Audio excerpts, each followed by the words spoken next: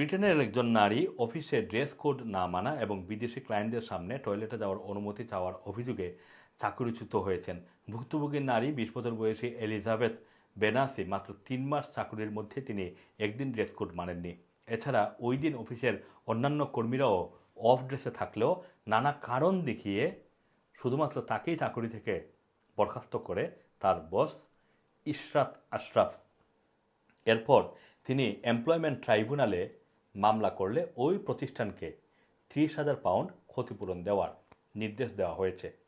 বর্তমানে ২০ বছর বয়সী এলিজাবেথ বেনাসি ম্যাক্সিমাস ইউকে সার্ভিসেসের হয়ে কাজ করতেন।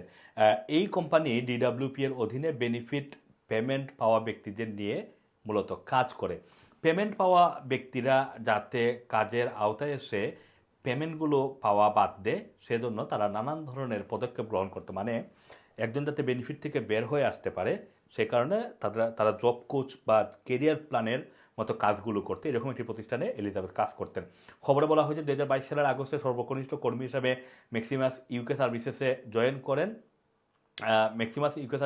করেন। বেনাসি। কয়েকদিন পর তিনি স্নিকার্স পরে অফিসে যান। স্নিকার্স পরা দেখে তার বস ইশরাত আশরাফ জানায় যে তার আচরণ শিশুদের মতো, পরে তাকে শোকজ করা হয়। অথচ ওই দিন আরও অনেকেই স্নিকার্স পরে আসলেও তাদেরকে এভাবে শোকজ করা হয়নি। বিচারক দেখতে পেয়েছেন যে বেনাসির নিয়োগকর্তা ব্যক্তিগত ক্ষোভ থেকে তাকে অফিসে একটি মানে একেবারে কাজের যেই পরিবেশ সেই পরিবেশটি অনেকটা সংকুচিত করে ফেলেন, একটা প্রতিকূল অবস্থার মধ্যে পড়ে যান সেই কর্মী। এরপর শেষ পর্যন্ত তাকে চাকরিচ্যুত করা হয়।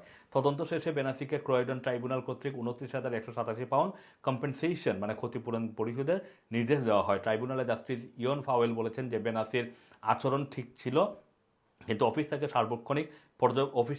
তাকে সার্বক্ষণিক পর্যবেক্ষণ করা হতো। নানান অজুহাত দেখিয়ে তাকে বরখাস্ত করা হয় যা ছিল অবৈধ।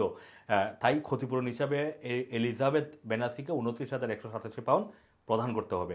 কেউ যদি কর্মক্ষেত্রে নানানভাবে বৈষম্যের শিকার হয়ে থাকেন, আপনি যদি মনে করেন যে আপনার প্রতি বৈষম্যমূলক আচরণ করা হচ্ছে, আপনাকে যদি মনে হয় যে জব থেকে বা চাকুরি থেকে অন্যায্যভাবে বের করা হয়েছে, তাহলে ব্রিটেনের এমপ্লয়মেন্ট কোর্ট রয়েছে, সেখানে গিয়ে আপনি বিচার প্রার্থী হতে পারেন। সাম্প্রতিক সময়ে আমরা দেখেছি অনেকগুলো কেস যেগুলো অনেক তুচ্ছ কারণে অনেকের জব থেকে বের করে দেওয়া হয়েছে, যারা এমপ্লয়মেন্ট কোর্টে গিয়েছেন এবং বেশ বড় অঙ্কের ক্ষতিপূরণ নিয়ে বের হয়ে আসতে পেরেছেন। সুতরাং কেউ যদি এই ধরনের শোষণের শিকার হন তাহলে ডেফিনেটলি আপনারা এমপ্লয়মেন্ট কোর্টে যোগাযোগ করতে পারেন, সেখানে গিয়ে আপনারা এসবের প্রতিকার চাইতে পারেন।